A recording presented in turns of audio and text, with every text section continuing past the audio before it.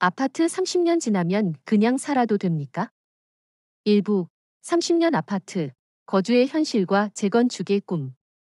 내가 젊은 시절 온 가족의 보금자리를 마련하겠다며 어렵게 장만한 아파트가 벌써 30년이 넘었습니다. 이제는 여기저기 낡고 불편한 점이 한두 가지가 아닙니다. 그래도 언젠가는 재건축이 될 거라는 희망 하나로 버텨왔는데 정말 이대로 그냥 살아도 되는 걸까요? 이 말은 대한민국에서 30년 이상 된 아파트에 거주하는 많은 중년층의 솔직한 고민일 것입니다. 아파트는 단순한 주거 공간을 넘어 우리 가족의 역사와 추억이 담긴 소중한 자산이자 노후의 안정을 책임질 마지막 보루와도 같습니다. 처음 이 아파트에 입주했을 때의 설렘은 이제 희미한 기억이 되었습니다. 깨끗하고 편리했던 새 아파트의 모습은 온데간데 없고 낡은 외벽과 녹슨 배관, 부족한 주차 공간, 그리고 층간소음 문제는 일상이 되었습니다. 여름에는 에어컨을 틀어도 시원치 않고 겨울에는 외풍이 들어와 난방비가 걱정입니다. 엘리베이터는 잦은 고장으로 불안하고 단지 내 시설들은 세월의 흔적을 고스란히 보여줍니다. 그럼에도 불구하고 우리는 재건축이라는 한 줄기 빛을 바라보며 불편함을 감수해왔습니다. 재건축은 우리에게 단순한 주거 환경 개선을 넘어선 의미를 가집니다.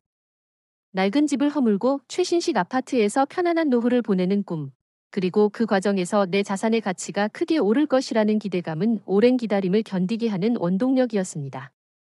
자녀들에게 더 좋은 환경을 물려주고 싶은 마음, 그리고 은퇴 후에도 경제적인 어려움 없이 살고 싶은 바람이 재건축이라는 희망에 투영되어 있었습니다.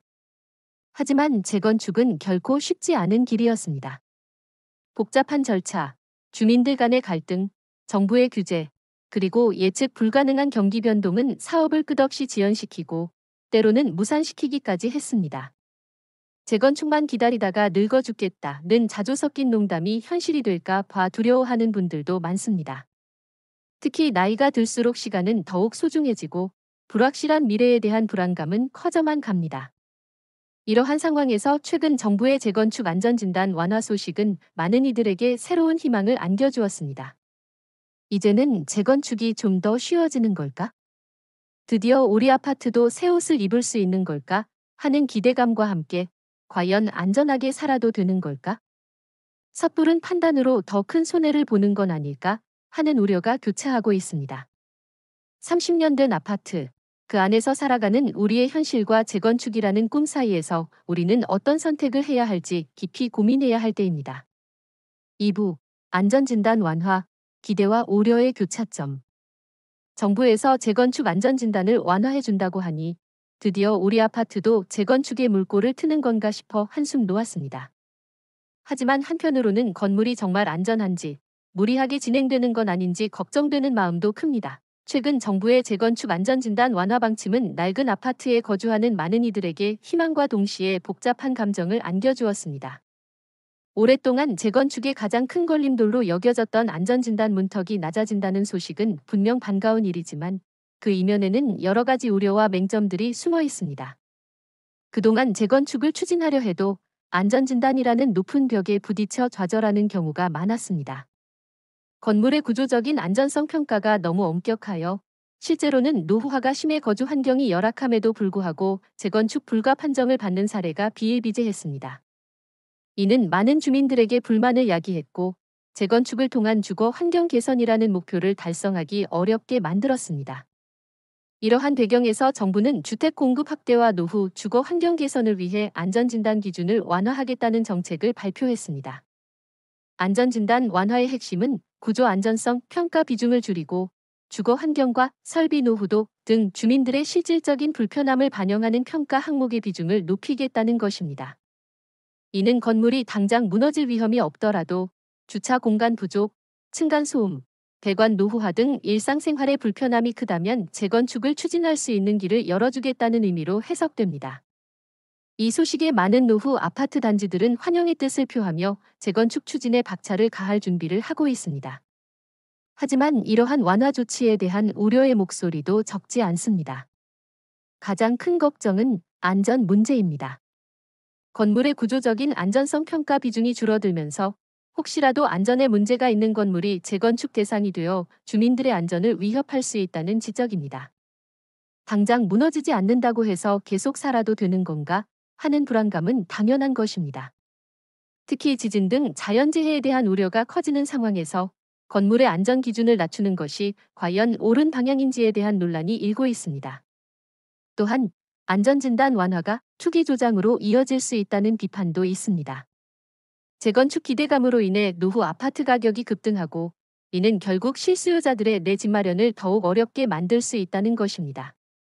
재건축이 쉬워진다고 해서 무조건 좋은 것만은 아니다. 결국 돈 있는 사람만 더 큰 이득을 보는 것 아니냐는 회의적인 시각도 존재합니다. 이처럼 재건축 안전진단 완화는 노후 아파트 주민들에게 새로운 희망을 안겨주었지만 동시에 안전과 투기 조장이라는 복잡한 우려를 동반하고 있습니다. 우리는 이러한 기대와 우려의 교차점에서 현명한 판단을 내리기 위해 완화된 기준의 구체적인 내용과 그로 인해 발생할 수 있는 맹점들을 깊이 이해해야 할 것입니다. 3부. 완화된 기준. 무엇이 달라졌나? 재건축 안전진단 기준이 완화되었다고 하는데 정확히 뭐가 어떻게 달라진 건가요? 우리 아파트도 이제 재건축이 가능해지는 건지 아니면 여전히 어려운 건지 궁금합니다. 정부의 재건축 안전진단 완화 발표는 많은 노후 아파트 소유주들에게 큰 관심사입니다. 단순히 완화라는 단어만으로는 그 의미를 정확히 파악하기 어렵습니다. 구체적으로 어떤 평가 항목에서 변화가 있었고 이로 인해 재건축 추진에 어떤 영향을 미치는지 이해하는 것이 중요합니다. 기존의 재건축 안전진단은 건물의 구조 안전성에 가장 큰 비중을 두었습니다. 건물이 얼마나 튼튼하고 안전하게 서 있는지를 중심으로 평가하여 이 점수가 낮아야만 재건축의 문턱을 넘을 수 있었습니다. 하지만 이 기준이 너무 엄격하다는 지적이 많았고 실제 거주 환경의 불편함에도 불구하고 재건축이 어렵게 만드는 요인이 되었습니다. 새롭게 완화된 기준에서는 구조 안전성 평가의 비중이 크게 줄어들었습니다. 대신 주거 환경과 설비 노후도 등 주민들이 일상생활에서 체감하는 불편함과 직접적으로 관련된 평가 항목의 비중이 높아졌습니다. 예를 들어 주차 공간이 턱없이 부족하여 이웃 간의 갈등이 심하거나 층간소음이 심각하여 생활의 질이 떨어지는 경우 혹은 상하수도 배관이 낡아 녹물이 나오거나 난방 설비가 제대로 작동하지 않는 등 설비 노후화가 심각한 경우 이러한 점들이 재건축 필요성을 판단하는 데 더 중요한 요소로 작용하게 됩니다. 또한 조건부 재건축 판정을 받는 기준도 달라졌습니다. 기존에는 건물의 안전에 심각한 문제가 없으면 재건축이 어렵거나 조건부 재건축 판정을 받더라도 사실상 재건축 추진이 쉽지 않았습니다. 하지만 완화된 기준에서는 주거 환경이나 설비 노후도 점수가 높으면 조건부 재건축 판정을 받더라도 재건축 추진이 훨씬 용이해지도록 조정되었습니다. 이는 건물의 구조적인 위험이 크지 않더라도 주민들이 살기 너무 불편하다면 재건축을 허용하겠다는 정부의 의지를 반영한 것입니다. 이러한 변화는 특히 준공된 지 오래되었지만 구조적으로는 비교적 튼튼한 아파트, 단지들에게 희망적인 소식입니다. 그동안 구조 안전성 점수가 높아 재건축이 어려웠던 단지들도 이제는 주거 환경이나 설비 노후도 평가를 통해 재건축 추진의 길을 모색할 수 있게 된 것입니다. 하지만 그렇다고 해서 모든 노후 아파트가 재건축을 쉽게 할 수 있게 된 것은 아닙니다. 여전히 안전진단은 필수적인 절차이며 각 아파트 단지의 특성과 노후도에 따라 결과는 달라질 수 있습니다. 결국 완화된 안전진단 기준은 재건축 추진의 문턱을 낮춘 것은 분명하지만 여전히 복잡한 절차와 다양한 변수들이 존재합니다. 우리는 이러한 변화의 의미를 정확히 이해하고 우리 아파트 단지에 어떤 영향을 미칠지 면밀히 분석하여 현명한 판단을 내려야 할 것입니다. 재건축의 맹점, 숨겨진 비용과 갈등. 안전진단이 완화되었다고 해서 재건축이 마냥 쉬워지는 건 아니더군요. 막상 추진하려니 예상치 못한 비용이 자꾸 늘어나고 주민들끼리 의견이 갈려 싸움만 하고 있으니 답답할 노릇입니다. 재건축 안전진단 완화는 분명 재건축 추진의 큰 걸림돌 하나를 제거한 것이지만 이것이 곧 재건축 성공을 의미하는 것은 아닙니다.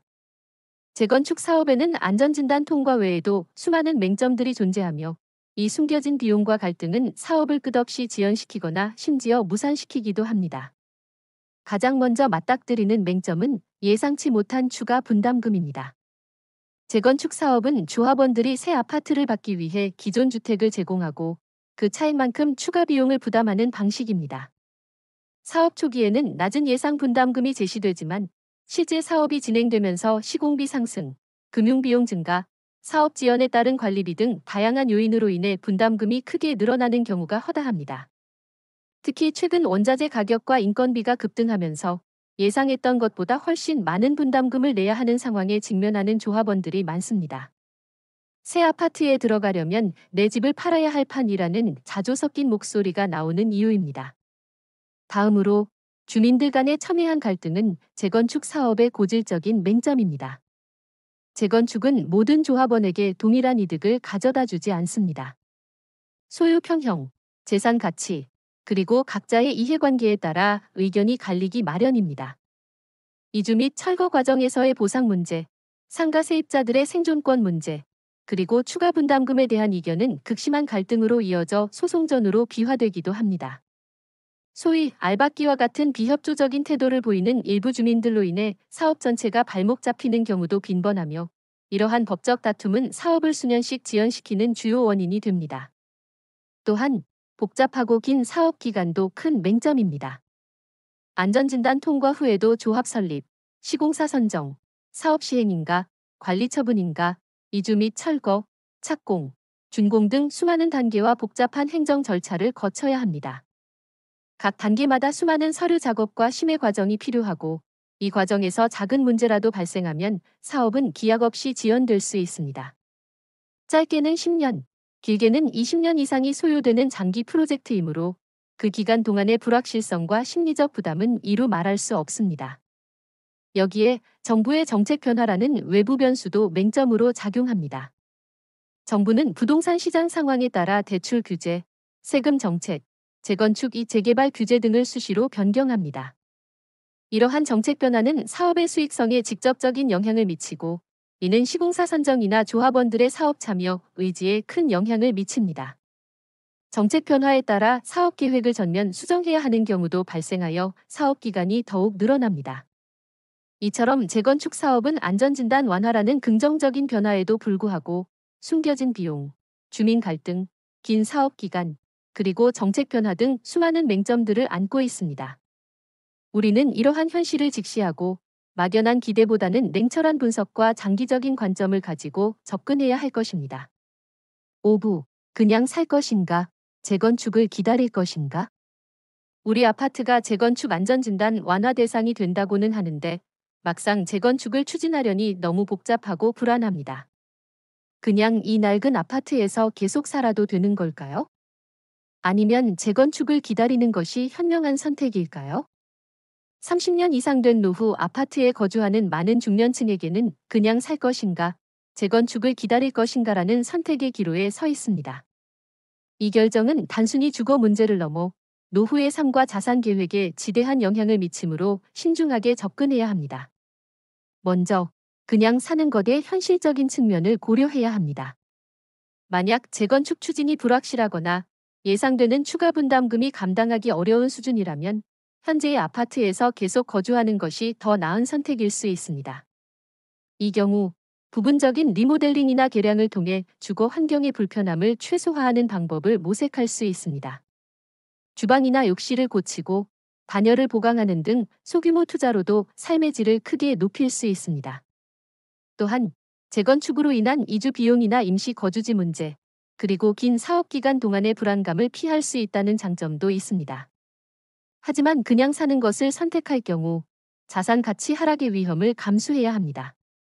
주변에 새 아파트 단지가 들어서거나 다른 노후 아파트들이 재건축을 통해 가치가 상승할 때 우리 아파트의 가치는 상대적으로 하락할 수 있습니다. 또한 건물의 노후화가 심화될수록 유지보수 비용이 증가하고 매매나 임대가 어려워질 수도 있습니다. 다음으로 재건축을 기다리는 것의 기대와 위험을 함께 고려해야 합니다. 안전진단 완화로 재건축 추진의 가능성이 높아진 것은 분명 긍정적인 신호입니다. 재건축이 성공적으로 이루어진다면 최신식 아파트에서 쾌적한 노후를 보낼 수 있고 내 자산의 가치도 크게 상승할 수 있다는 큰 기대감이 있습니다. 이는 노후 자산 증식과 주거 안정이라는 두 마리 토끼를 잡을 수 있는 매력적인 선택지입니다. 하지만 재건축을 기다리는 것은 불확실성과 장기적인 부담을 동반합니다. 앞서 언급했듯이 안전진단 통과 후에도 수많은 변수와 난관들이 도사리고 있습니다. 예상치 못한 추가 분담금, 주민들 간의 갈등, 복잡한 행정 절차, 그리고 정부 정책 변화 등은 사업을 끝없이 지연시키거나 심지어 무산시킬 수도 있습니다. 이 모든 과정을 견뎌낼 수 있는 시간적, 경제적, 심리적 여유가 있는지 냉철하게 판단해야 합니다. 결국 그냥 살 것인가, 재건축을 기다릴 것인가에 대한 정답은 없습니다. 각자의 재정 상황, 건강 상태, 노후 계획, 그리고 아파트 단지의 특성을 종합적으로 고려하여 현명한 판단을 내려야 합니다. 전문가의 도움을 받아 자신의 상황을 정확히 진단하고 장기적인 관점에서 가장 유리한 선택을 하는 것이 중요합니다. 6부. 노년의 주거 안정, 재건축 너머의 지혜. 재건축만 바라보고 살기에는 너무 불안하고 힘듭니다.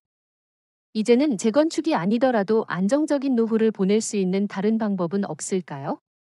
더 이상 기다릴 힘도 없습니다. 재건축의 장기화와 무산 사례들을 보면서 많은 중년층은 재건축만이 유일한 주거 안정의 해답이 아니라는 것을 깨닫고 있습니다. 우리 노년의 삶을 편안하고 안정적으로 이끌어줄 수 있는 재건축을 넘어선 다양한 주거 대안들을 모색하고 현명하게 선택하는 지혜가 필요합니다. 첫째, 기존 주택의 리모델링 또는 개량을 적극적으로 고려해 볼 수 있습니다. 재건축을 기다리다 지쳐 낡은 집에서 계속 살아야 하는 상황이라면 대규모 재건축이 아니더라도 부분적인 리모델링이나 개량을 통해 주거 환경의 불편함을 최소화하는 방법을 고려해 볼 수 있습니다.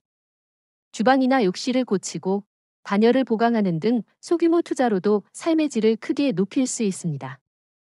이는 재건축을 기다리는 동안의 불편함을 줄이고 당장의 만족도를 높이는 현실적인 대안이 될 수 있습니다. 둘째, 주택연금 활용을 통해 노후 생활비를 확보하고 주거 안정을 도모하는 방법입니다. 고가의 주택을 소유하고 있지만 현금 흐름이 부족한 경우 주택을 담보로 연금을 받는 주택연금은 안정적인 노후 생활비를 확보하면서도 살던 집에서 계속 거주할 수 있게 해줍니다. 이는 재건축으로 인한 이주나 추가 분담금 부담 없이 주거 안정을 유지할 수 있는 좋은 대안입니다. 특히 재건축이 불확실한 상황에서 주택이라는 자산을 유동화하여 노후 생활에 활용할 수 있다는 큰 장점이 있습니다. 셋째, 소형 평수 아파트나 빌라로의 이동을 고려해 볼 수 있습니다. 재건축을 통해 얻을 수 있는 기대 수익이 불확실하거나 더 이상 기다릴 여유가 없다면 현재의 낡은 주택을 처분하고 소형 평수의 새 아파트나 비교적 신축 빌라로 이사하는 것도 현실적인 대안입니다. 대도시 외곽이나 인근 지역으로 눈을 돌리면 비교적 저렴한 가격으로 깨끗하고 편리한 주거 환경을 찾을 수 있습니다. 이는 주거 안정과 함께 자산 규모를 줄여 노후 자금을 확보하는 효과도 얻을 수 있습니다. 넷째, 공공임대주택이나 실버타운 등 노인 맞춤형 주거시설을 알아보는 것도 좋은 방법입니다.